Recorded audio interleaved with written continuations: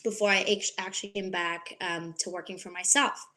So today we're going to be talking about a few points. One, we'll be talking about the 4 email marketing trends that I think are really important for 2020 to watch. Gen Z and email, because Gen Z is now one of the largest generations in terms of purchasing power.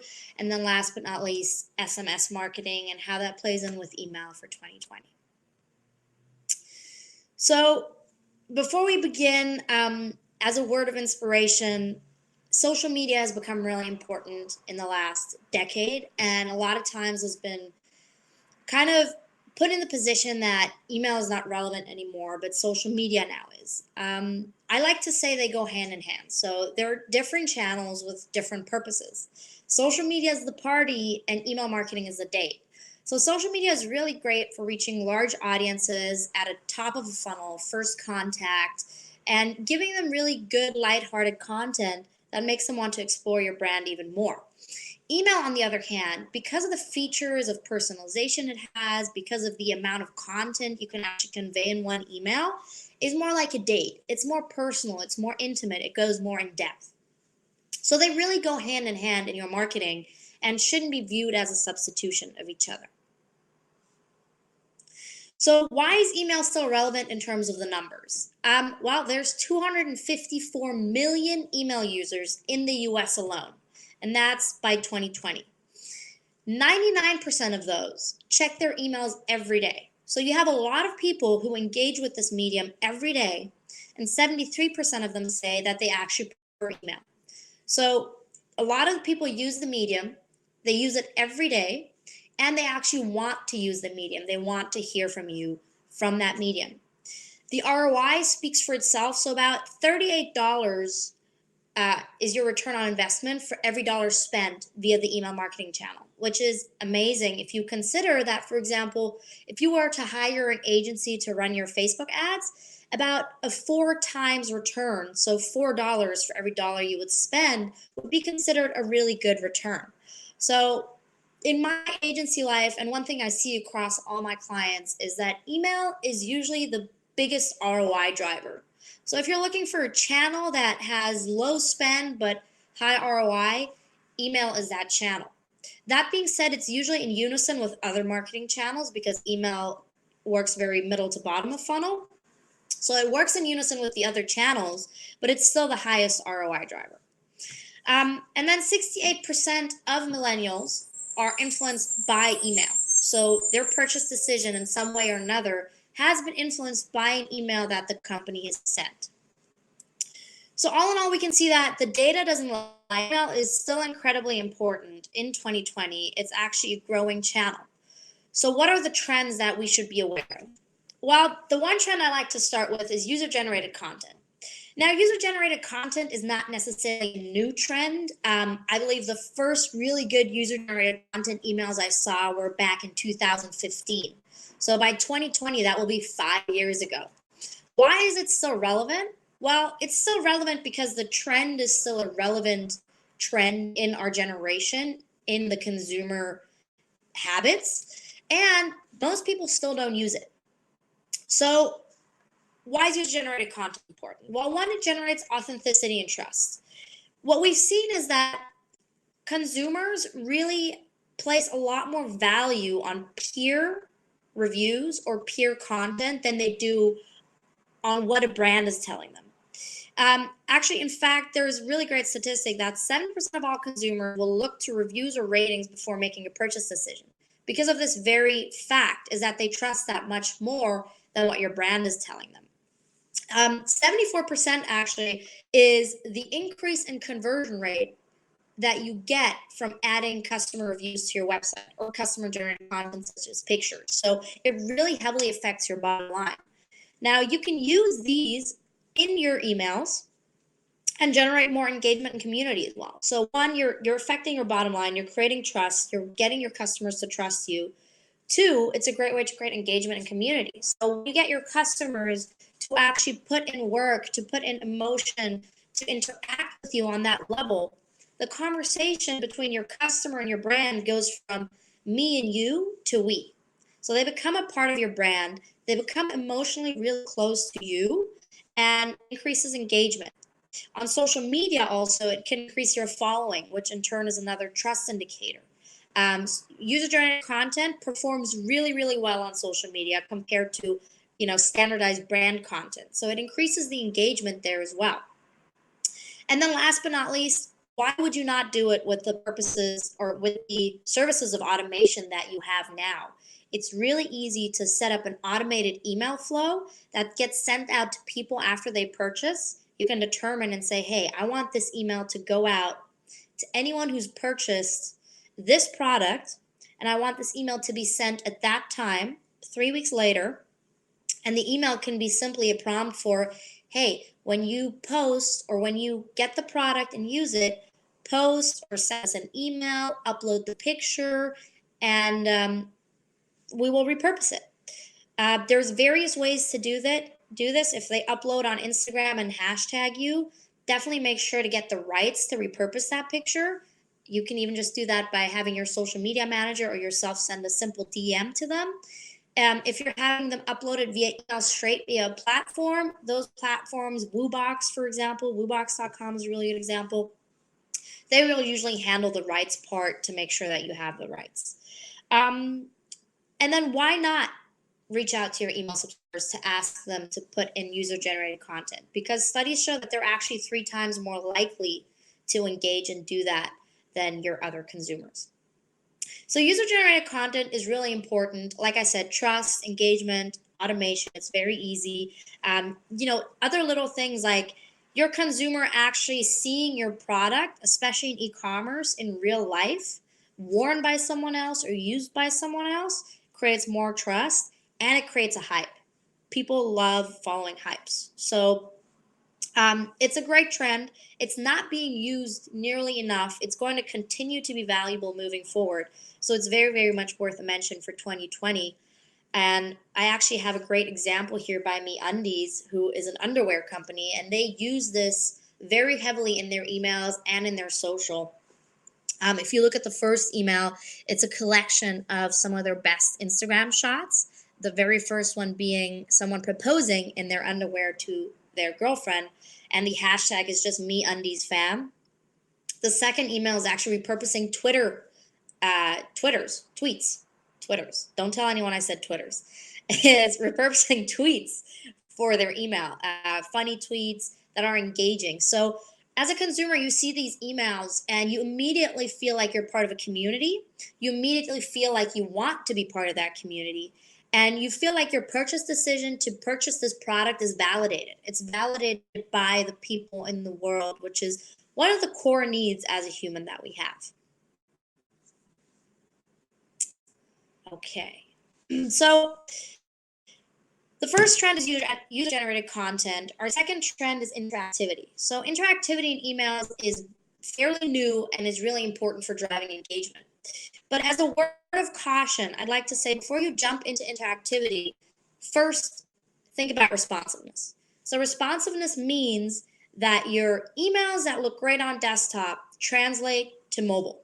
It's really, really important that this is one of your main priorities because more than 50% of emails are opened on mobile. That's the overall industry statistic. Amongst my clients who work mainly in e-commerce, I can tell you that not just more than 50% are opened on mobile, but more than 50% of conversions actually happen through mobile. So don't just be responsive. In fact, design mobile first is my recommendation. Now, once we've handled the responsiveness, let's talk about interactivity. Interactivity essentially means that you get an email and you can interact with it in some way. May that be that the button color changes if you hover over it, or new text appears, or you can fill out the survey within the email. So any type of interaction that you can have within your email client. Interactivity is really exciting for your customer because one, it's totally new or fairly new. It's not something a lot of brands have adopted. So when your customer gets an interactive email, they're delighted. It's something new. It's something engaging. It's not the boring old stuff. On top of that, simply by the psychological trigger of curiosity, because it creates that curiosity, because it engages your customers, it also increases your click-through rates and your conversions. So interactive emails, again, also have a very measurable impact on your bottom line. That being said, beware because interactivity actually does not work on every email client, and there's different interactive functions. I will actually go through a few in the next few slides. Like there's the hover effect, there's button options. They work in most email clients like Yahoo, Apple, AOL, Gmail, iCloud, Mail, Outlook, Thunderbird. I can write those out for you if you're interested, but they don't work in all of them. So with interactivity, really beware how you use it because it might not work in every email client. So speak to your developer and make sure they know what they're doing in this. So here's a few examples around interactivity. A very simple one is to have your button color change if you're hovering over the email. It's very common to do on websites. It's not very common yet in email, but it's definitely very engaging for that very same reason. We have product offerings. So things you can do is, for example, if you look at the bottom here, you have these cars. When you hover over the cars, the product description actually comes up. So that again creates more interactivity, delights the customer, and you can fit more information into a smaller segment of your email. Another option is surveys and polls. If you've ever used the Google surveys, they actually do that as well, where you can answer the survey within the email. It's really great because as you can probably imagine, if you've ever received a survey, the barrier to clicking to go and answer that survey on a different tab that then loads and you have to wait. Actually, that's where most people drop off already. They're waiting for the tab to load. They decide, actually, I don't want to do this. It takes too much work. They close the tab. They never answer your survey because of all these steps they have to take. This is what combats that. Your survey being in the email makes it so much easier and so much more convenient for your customer to answer that they're much, much more likely to complete.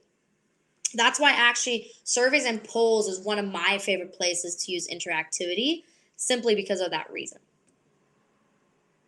I've also added a few more examples that I personally really liked. This one from Nike, where you just, Nike, I'm European, where you just click on the plus and it shows you the actual description of the product. We have this really great example here where it says tap or hover the clue to reveal, and it gives you an idea. This is like partnering interactivity with gamification, which makes it really, really cool. Plus, on top of that, this is an announcement email. So this is an email saying, hey, we're launching something soon. Can you guess what it is? Here are clues. And then the interactivity on top. This email has a lot of layers of marketing that make it very, very good. And then we have this email with the button here. It's very subtle, but if you can tell, the small keeps the text small, and if you click large, the text becomes larger. This button option is actually also something that email marketers are playing with for Apple's dark mode, so that you can toggle the email whether you're in the light mode or in the dark mode. A really cool function to definitely check out. So, if there are any questions, by the way, feel free to drop them in the chat whenever you have them. I'll also have some time at the end left for questions, but feel free to interrupt via the chat. Our third trend is accessibility and voice. Accessibility for email really covers all types of access to the email, so making sure everyone can read the email on every platform. It's becoming especially important in 2020 regarding voice. So Siri and Alexa, Google Home, they've all been around for a while. And now we actually have 250 million smart speakers worldwide by 2020. 55% of the homes in the US actually have a smart speaker. So more than half of the US homes have an intelligent smart speaker installed. It's not a new trend we're talking about. But what's becoming more and more important is people use it for different types of activities. So 54% of consumers use voice at least once a day. Everything that you are creating within your email should now be optimized for hearing and not reading, because both Alexa and Siri can read your emails. They've had that functionality where you can have them read your emails. They'll read the subject line and the sender, and then you can decide whether you want to read it, edit it, archive it, delete it, whatever you want to do with the email. So I would recommend that you optimize all of your emails, not for reading, but for hearing, especially your subject lines and the copy. That's your subject line now is even more important than it used to be. Not only is the email channel crowded, but people are hearing it and not reading it. So that's really important on that front. So Travis is asking a question. Thank you for your question, Travis. What mail platform creators do I recommend? So in terms of email service providers, I'm a big fan of Klaviyo because I work in e-commerce and with Shopify a lot, and they sync very well. That being said, it's on the more expensive side, I would say, of the email service platforms. For if you're a SaaS business, Autopilot is really great because you can create flows really easily. MailChimp is also a good option. They don't have the Shopify integration anymore, but it still works. I would say those are my three favorites. There's a lot more out there. I mean, you can send emails even via HubSpot. There's a lot of possibility, but my favorite one of all, I would say the one I consistently recommend to my clients, especially in e-commerce space, especially if they're on Shopify, is Klaviyo. Okay. So the fourth trend is artificial intelligence. This is my favorite trend by far, and we're actually already using it. We're using it, for example, again, I just mentioned Klaviyo, and a lot of the other email service providers have this functionality as well, but we're using it for segmentation. So now data drives marketing in all areas, especially in email, and artificial intelligence is helping us become better at it. These email service providers, and I'm going to use Klaviyo as an example, Klaviyo will take the emails you have and the data it collects with those emails. It collects, for example, what products they've purchased, when they purchased the last time, how often they've purchased, where they live, what their payment method was, how often they visit your website, when the last time was they visited your website, if they've abandoned a cart, what they've been browsing. It looks at all those things and it collects all that data. Then it uses that data to automate the messages that are being sent. So what I will do for my clients when they start email marketing with me first is set up automated flows. When your client comes to your website, your customer, they receive a pop-up or some other form and incentive to subscribe to your email list. And when they do that, they immediately get a welcome series. So they go into this automated flow where they get a welcome series, and that welcome series says, hey, hello, welcome to our brand. Here's information, and we start during the relationship. So they start receiving a series of automated emails that are timed. For example, the first email goes out when they sign up. The next email goes out 3 days later. The next one 4 days later. And with these emails, they're being nurtured. So we're building trust and helping them understand who our brand is, what our value proposition is, what their advantage is, and why they should purchase from us, all the way to we push them through the funnel. There's other series that are automated, such as the abandoned cart series, a thank you series, all those kinds of things. A user-generated content series to collect user-generated content if they've purchased, or collect reviews, all those kinds of things. And AI helps us personalize these automated emails. So I run automated emails, for example, let's say you have a fashion business. I can run a flow where I say, everyone who's purchased a t-shirt or even a specific t-shirt, 2 weeks later, send them an email about more t-shirts. Or 3 days later, send them an email about pants that go with that t-shirt. And AI's actually gotten so good that now they can, based on your history, decide which product even you would prefer. So AI will automatically select the product to recommend to you. It's crazy and very amazing. And of course, this amount of personalization leads to a much higher conversion rate. If you imagine receiving something that's actually of interest to you via an email versus just a random product, will lead to much bigger conversions. Some other uses for artificial intelligence is send time optimization, which is also really cool. You can run tests in your platform and say, instead of scheduling what time you'd like to send it, you can have the platform decide for you. So the platform will run tests and we'll send at all these different times. And then we'll start using those times for most of your emails. So let's say they've tested all the times and the time window between 8 p.m. and 10 p.m. was the most successful one. Well, then moving forward, they will use that. You can run A/B tests on your subject lines, which ones perform better. I already spoke about the personalized product recommendations. So not just based on what you looked at, but actually based off of what you looked at and what you are likely to like else. Send frequency, it can actually figure out how often you like to receive emails. So customer A might like to receive emails 3 times a week, but customer B wants an email every day from you. And AI can figure that out based on their behavior and then optimize how often they're getting emails and which emails they're getting, as well as optimize, like I said, the creative and the content. For example, customer A is female and actually responds way better to this creative, but customer B is male and responds better to this creative. AI can actually say which creative it will serve up based on the data it's collected. Thank you, Meg. I appreciate your kind comment. Okay, now to Gen Z and email. So why am I bringing up Gen Z and email? Because one, Gen Z is becoming the largest consumer base.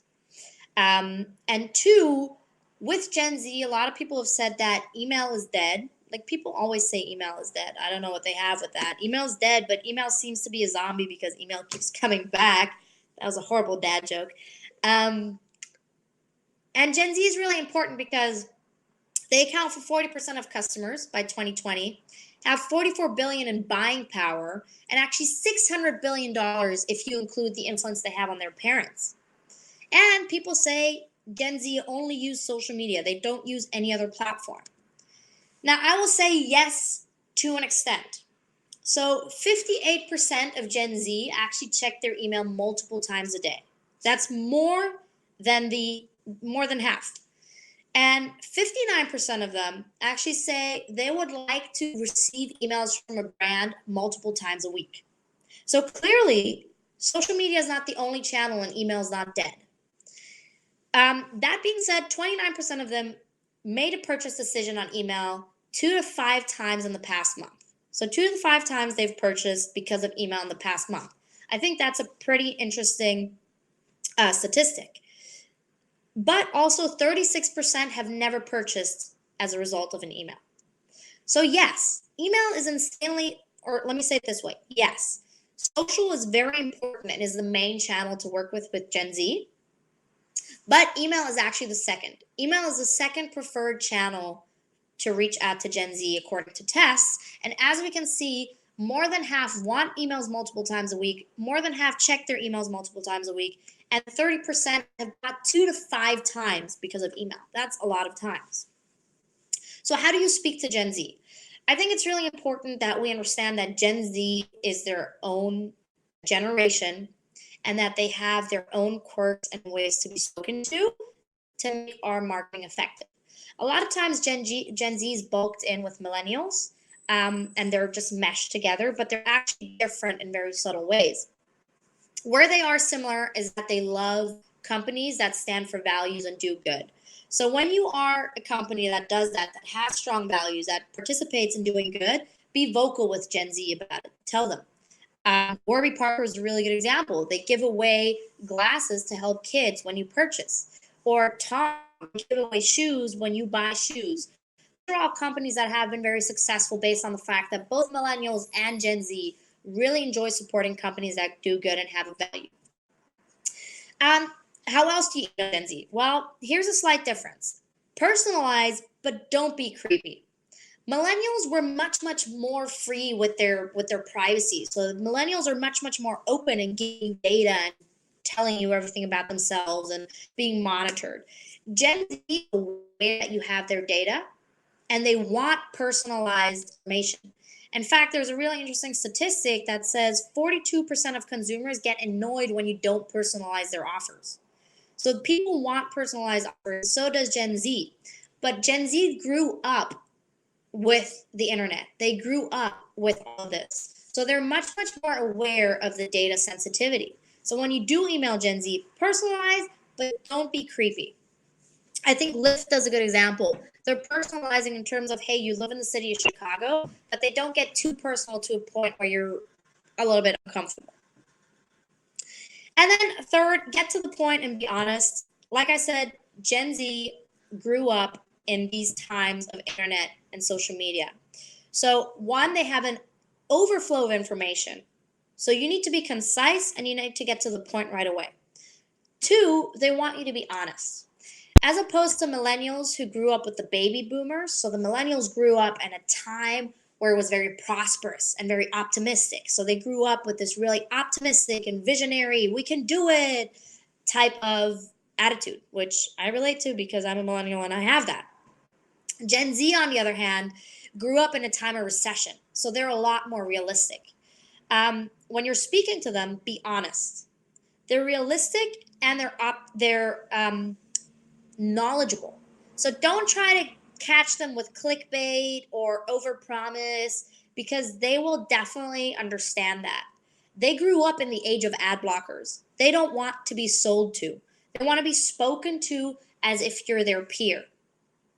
And they want you to be honest because they will do their research anyway. So, a little bit of a fun fact on Gen Z, and I really think this is interesting. 40% of Generation Z said that working Wi-Fi was more important to them than working bathrooms. This was a study done by Ryan Jenkins. It's part of a big Forbes article. Why am I telling you this? Because you need to know when you're dealing with Gen Z, this is a high technology generation. Your emails need to be polished. They need to be on point. They need to work for every platform. And they especially need to work on mobile because these people live on mobile. So when I said mobile first, if we're talking about Gen Z, 100% we're living in a mobile first world. Actually, 98% of Gen Z own a smartphone. In North America, over 50% prefer to browse with their smartphone rather than their laptop. So these people live and breathe on their phones, even more than in bathrooms, apparently. Okay, so I actually am almost done. I will run through SMS marketing really quickly. Why am I bringing SMS up? Well, SMS, people usually say SMS is the new email. It's not. It's an amazing channel, and I highly recommend you utilize it in unison with email. And let me give you stats on why. Well, 98% of people 30 to 49 use text messaging. If you're looking at 18 to 29, that number goes up to 100%. By 2021, 54% of e-commerce sales will come from mobile. I can tell you that amongst my clients that cater towards a lot of the younger audiences, this number is already higher. 79% of people say they're open to receiving text messages from a brand. And 95.5% of people say if there's a sale, I want to receive it as a text. So they want the communication fast and they want it concise and short. They're open to receiving it on their phone, which is amazing news because text message marketing is actually a fairly uncrowded channel compared to all the other channels as it's just coming up. So if you want an advantage going into the next years, be sure to get into this channel early. And it works really well in unison with email because of these use cases. So a few things you can do with text message marketing is you can send limited time VIP offers. So something like get 50% off in the next 2 hours only. That's obviously a lot more effective over text than email because people read it quicker. You can send cart reminders, which via email and text, it's always better to have both options.